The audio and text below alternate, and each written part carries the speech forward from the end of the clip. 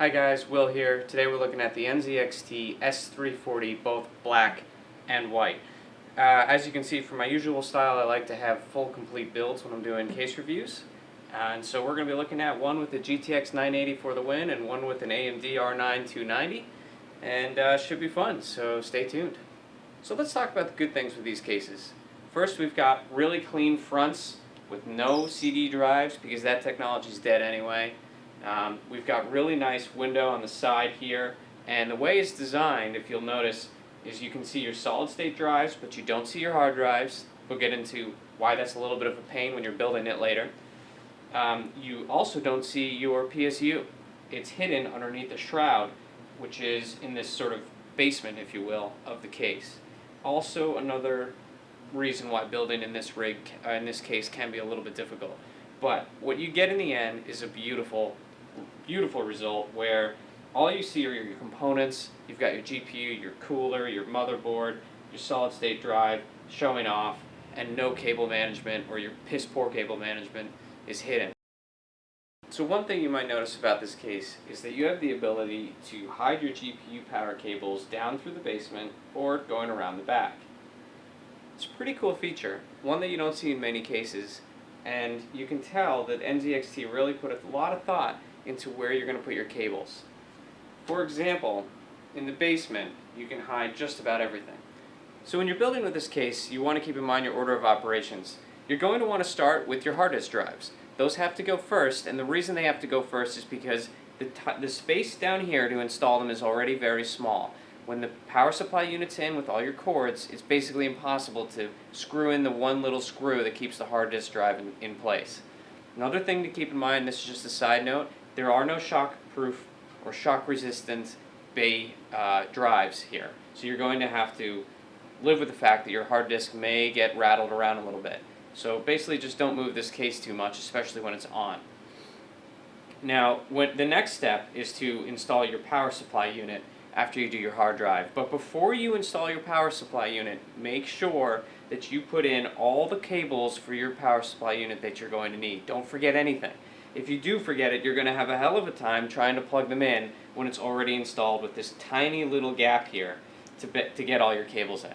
So, if you do the hard drive first, then put in the cables to your power supply unit, and then install your power supply unit, the rest of this build is actually really enjoyable and really simple and fun. Okay, now that you got your power supply unit and hard drive installed, you get to have fun in the front. You can see here, this is the shroud I was referring to that hides the rat's nest, the hard drives, and the power supply unit from view.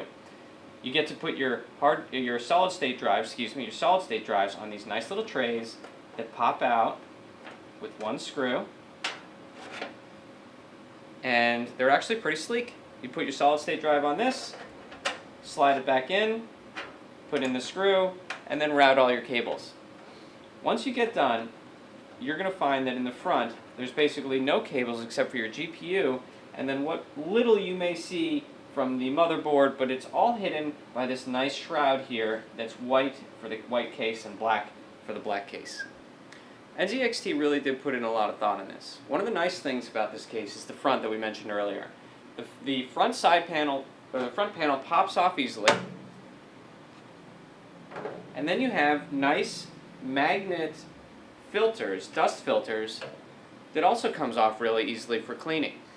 A nice added touch by NZXT that I wasn't expecting is a plate for your power supply unit. Now, we talked about earlier how installing the power supply unit, if you do it incorrectly, is a bit of a pain. And by doing it incorrectly, I mean installing the wires for your power supply unit after you put the actual unit in. But if you do that first, all you have to do is take this plate off, which, by the way, all the screws on this case that are large screws that remove any side panels or this panel in the back are great because they don't come off. They just unscrew and then they stay loose for you. So when you take this little panel off, you can screw it onto your power supply unit and then move the entire unit in and then simply use these nice screws here to install the unit. It's a pretty cool touch. Alright guys, thanks for watching our NZXT case review of the S340.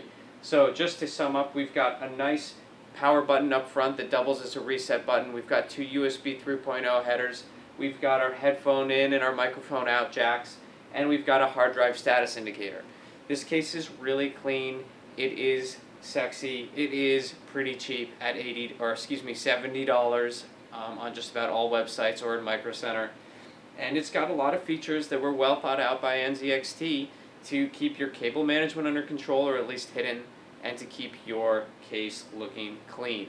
So, if you're looking for an ATX build and you don't need to put in a lot of hard drives, I highly recommend this case. Whether you go white or whether you go black, you can't really go wrong.